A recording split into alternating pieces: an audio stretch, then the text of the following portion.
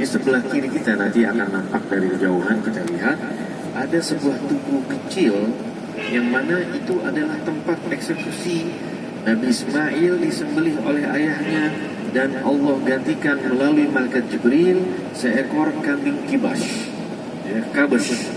seekor kambing kibas yang menggantikan posisi putranya yang tercinta Nabiullah Ibrahim alaihissalam, yaitu Nabi Ismail alaihissalam.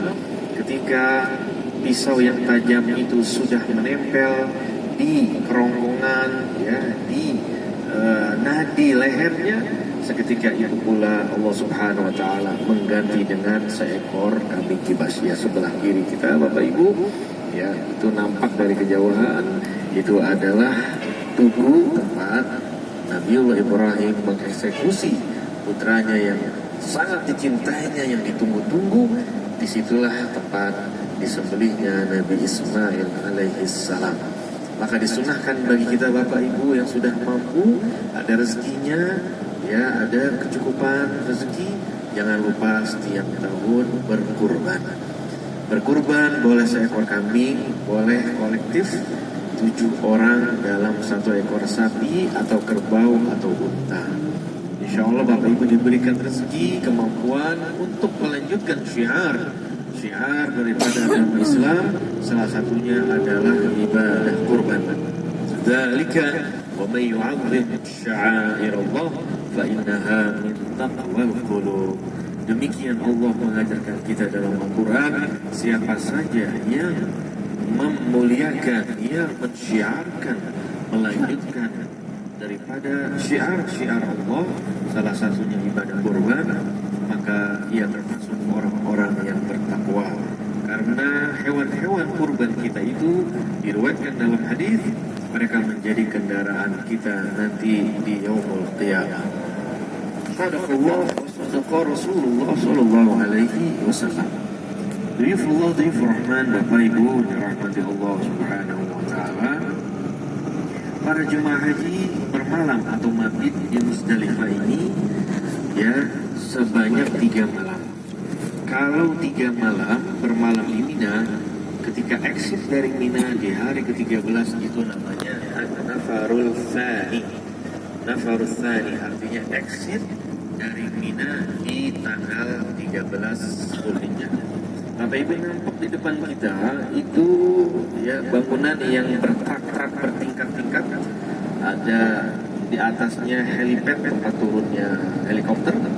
Itu adalah tugu yang ada 3, yaitu Jumratul Ula yang small, Jumratul Wusta yang middle, dan Jumratul Aqabah yang paling besar. Yang tadi sudah dijelaskan kepada Bapak Ibu semua, Nabiullah Ibrahim alaihissalam diuji, ya, dihadang oleh apa? Oleh penghalang menuju sukses. Jadi Bapak Ibu, kita yakin bahwa dalam hidup sampai saat ini kita sukses. Sebelumnya adalah kerja keras, sebelumnya adalah perjuangan. Yang kita lalui semuanya berdarah-darah, yang kita lalui semuanya berkeringat, ya, untuk mencapai kesuksesan kita hidup bahagia dunia dan akhirat. Ya, sebelah kiri kita ini adalah Jamarat. Ya, pada malam 11 Zulhijjah, 12 Zulhijjah, 13, dan di hari pagi siangnya penuh sekali oleh para tamu-tamu Allah yang mereka melaksanakan rukun Islam yang kelima. Allahumma ja'al hajjana hajjan mabrur. Ya Allah, jadikanlah ibadah haji kami ibadah haji yang mabrur, yang diterima oleh Allah. Wa sa'yan mashkura. Begitu pula usaha ikhtiar yang kita perjuangkan diterima oleh Allah Subhanahu wa taala. Wa dzanban maghfura. Begitu pula dosa yang kita bawa, dosa yang pernah kita lakukan di masa lalu, Allah ampuni saat kita melaksanakan ibadah umroh dan ibadah haji. Wa tijaratan lan tabura. Juga Allah memberikan kita keberuntungan, kesuksesan di setiap perniagaan, perdagangan, dan pekerjaan kita. Bapak Ibu, ini adalah terlihat, ya, tenda-tenda di Mina yang diapit oleh 2 bukit, barisan bukit di daerah Mina. Dan ini tidak melebar hanya segini saja Bapak Ibu, tapi jamaah hajinya bertambah. Namun Allah berikan keberkahan dan kemuliaan bahwa tanah Mina ini dia bisa melebar, fleksibel. Ya, padahal jemaah haji itu membeludak, tetapi area ini seperti fleksibel saja. Ya Bapak Ibu dirahmati Allah, kita pernah membaca sejarah pada tahun 90-an. Bayangkan jemaah haji berjalan kaki melalui tunnel-tunnel ini Bapak Ibu, yaitu terowongan-terowongan yang lebarnya hanya segini, tetapi bertabrakan antara two-way, dua arah. Ada jemaah yang berjalan kaki dari hadapan kita, ada jemaah haji yang berjalan dari arah kita sedang ini menuju ke depan. Bayangkan terjadi tabrakan manusia, kala itu tidak ada lagi ya yang bisa bernafas karena terbatasan oksigen dan orang semuanya membeludak. Terjadilah tragedi yang disebut dengan tragedi Mina. Itu orang semuanya meninggal dalam keadaan berihram haji. Dan kita ketahui, kita tidak fokus kepada sababiahnya, tapi kita lihat hikmahnya bahwa orang yang meninggal dalam keadaan ihram haji termasuk orang-orang yang wafat sebagai syahid. Ya, akhirnya melalui tulisan surat menyurat, Presiden almarhum Haji Muhammad Soeharto memberikan surat kepada Raja Arab Saudi untuk dibangunkan satu lagi tunnel supaya pejalan kaki jemaah haji itu mereka bisa berjalan one way.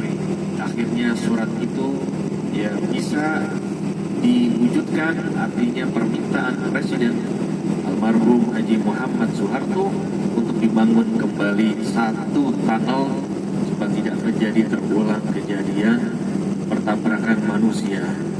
Bapak Ibu dirahmati Allah Subhanahu wa taala. Juga yang tadi kita saksikan bahwa di padang Arafah ada pohon-pohon yang tumbuh hijau. Yang tumbuh hijau itu kita dengar dan kita saksikan tadi, itu adalah pohon-pohon yang bernama pohon mimpi. Bahasa Latinnya saya lupa.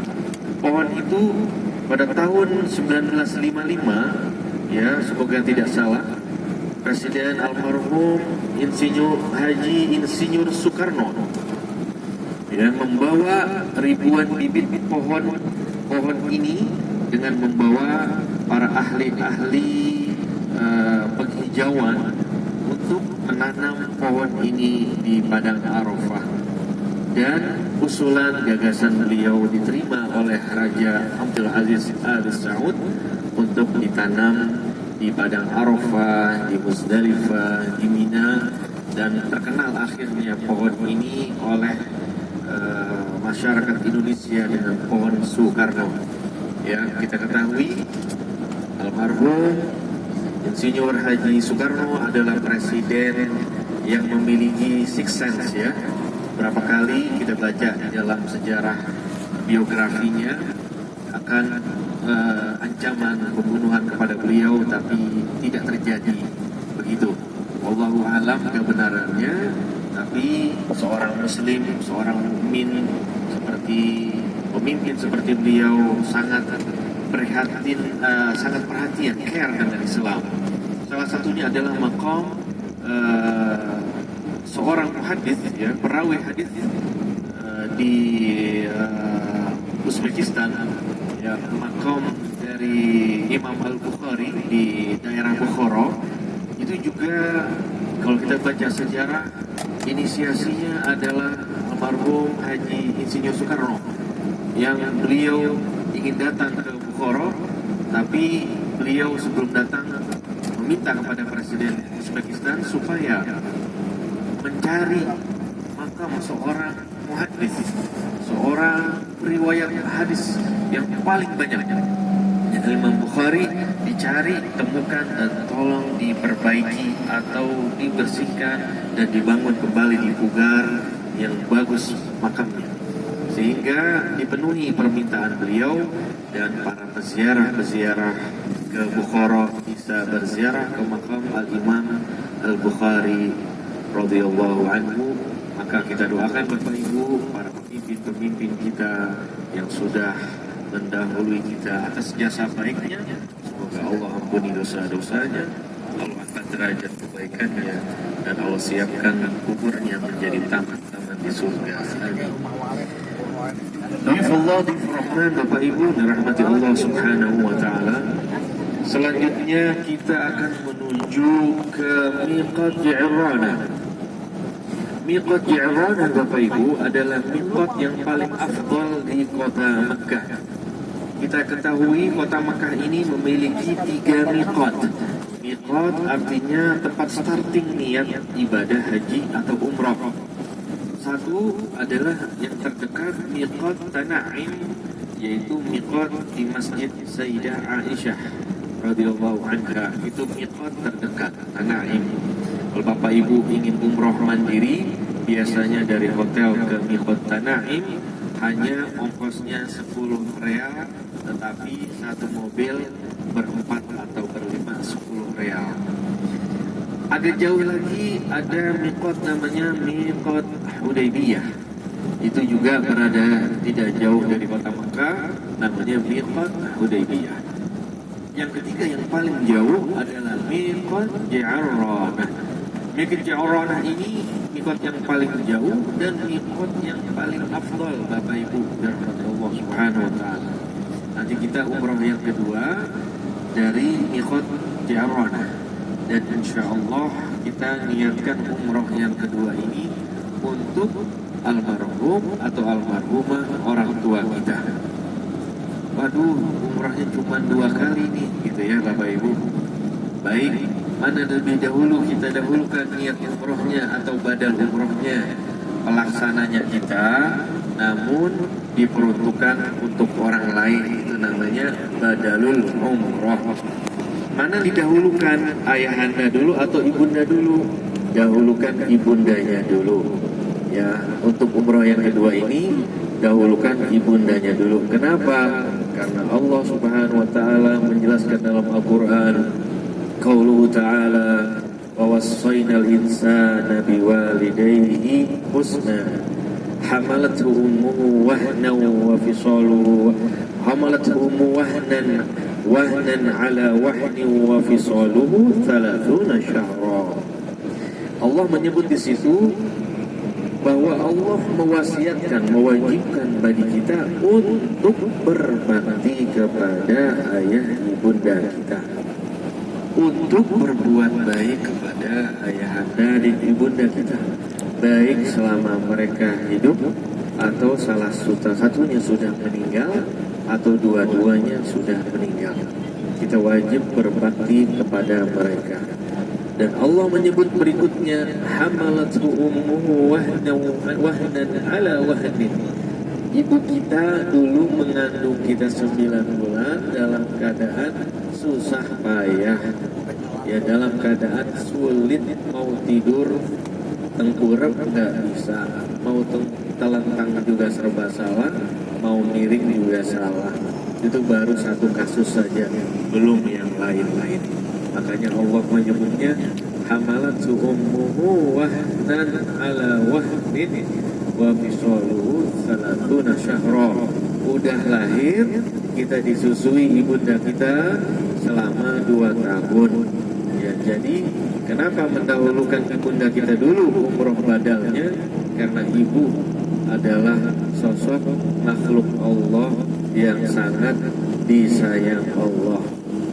Berapa kali banyak salam yang Allah sampaikan kepada Sayyidah Khadijah Kubra, istri Nabi Muhammad. Itu malaikat Jibril yang menyampaikan salam dari Allah untuk Sayyidah Khadijah Al-Kubra.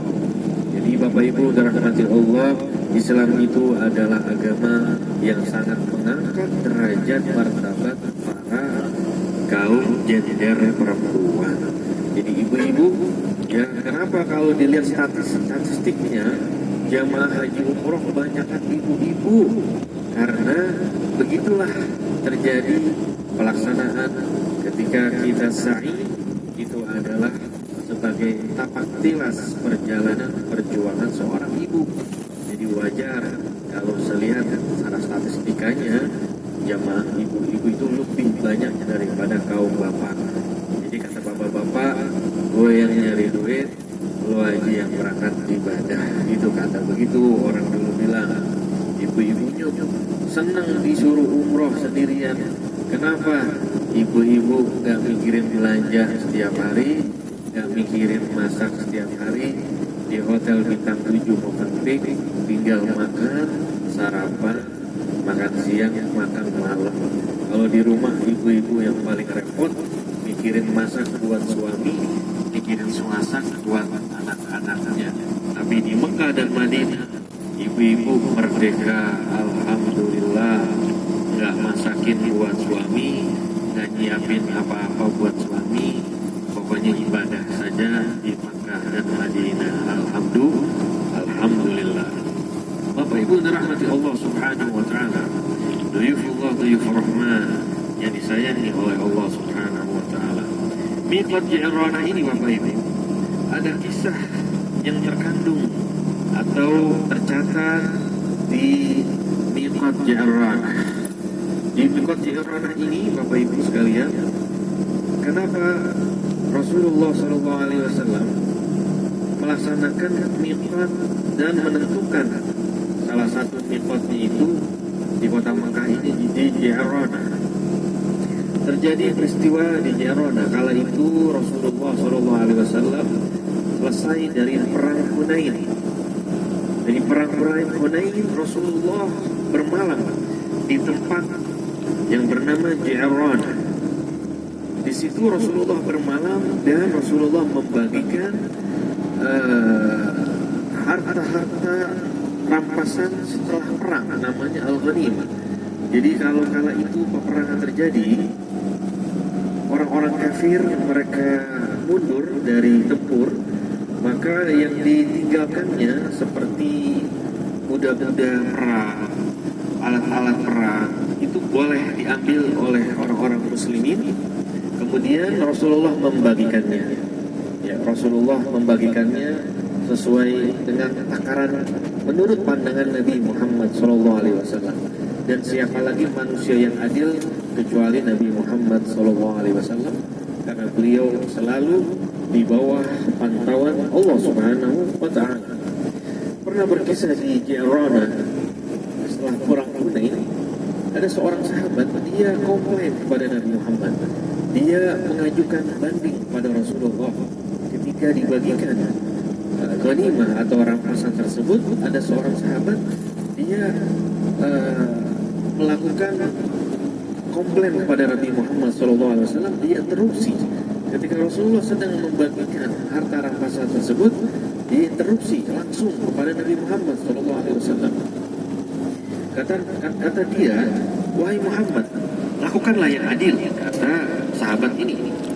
Apa jawab Rasulullah? Siapakah yang lebih adil dari Nabi Muhammad SAW? Sikapnya itu menjadikan tidak nyaman sahabat yang lain, termasuk Sayyidina Umar radhiyallahu anhu, seorang sahabat yang tegas kala itu. Apa yang terjadi pasca dia interupsi? Ya, karena dia tidak yakin apa yang telah ditentukan oleh Nabi Muhammad SAW. Sahabat Nabi ini hidupnya belangsak Bapak Ibu, ya.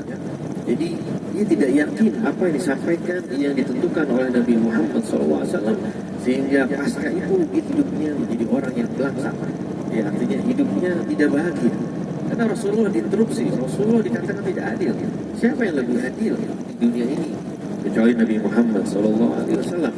Ya, salah satunya terjadi di Ji'rana. Dan di Miqat Ji'rana juga terjadi Bapak Ibu sekalian. Allah turunkan di Ji'rana ini ya, ayat Al-Quran yang berkaitan tentang seorang wanita. Tetapi walaupun peristiwa itu terjadi pada zaman Nabi Muhammad, tapi khitabnya Al-Quran itu tujuannya adalah kita semua. Al-Quran itu tujuannya Allah ingin disampaikan kepada kita semua. Ya. Bagaimana peristiwanya?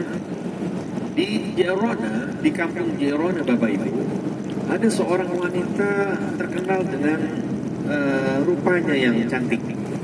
Seorang wanita yang rupanya yang cantik, dan dia memiliki kemahiran untuk menenun, ya, menenun sehingga tenunannya itu bisa menghasilkan karya. Ya, bisa menghasilkan karya. Tetapi ada satu kekurangan yang dimiliki oleh wanita yang punya raut muka yang cantik, punya kemahiran untuk menenun sebuah karya. Di pagi hari dia menenunnya, di sore hari dibongkar kembali. Begitu saja sehari-harinya. Ya, artinya ada sisi kekurangan dari seorang wanita ini. Di pagi hari menenun, dirangkai dengan baik, tapi sudah selesai dibongkar kembali. Ada pesan yang Rasulullah sampaikan, bahkan karena wanita ini Allah Subhanahu wa taala turunkan satu ayat di dalam Al-Qur'anul Karim dalam surah An-Nahl ayat 92. Di situ Allah menjelaskan satu firman, qauluhu ta'ala وَلَا تَكُونُوا كَالَّتِي نَقَضَتْ غَزْلَهَا مِنْ بَعْدِ قُوَّةٍ أَنْكَاثًا تَتَّخِذُونَ أَيْمَانَكُمْ دَخَلًا بَيْنَكُمْ أَنْ تَكُونُوا أُمَّةً هِيَ أَرْبَى مِنْ أُمَّةٍ إِنَّمَا يَبْلُوكُمُ اللَّهُ بِهِ وَلِيُبَيِّنَ لَكُمْ يَوْمَ الْقِيَامَةِ مَا كُنْتُمْ فِيهِ تَخْتَلِفُونَ. Ayat ini Allah menjelaskan, janganlah kalian menjadi seperti wanita yang raut mukanya cantik ini, kata Allah, yang mana naqadat ghazlaha, dia memiliki kemahiran untuk menenun suatu karya, sudah ditenun, sudah kuat benang-benangnya itu, sudah bagus karyanya, tetapi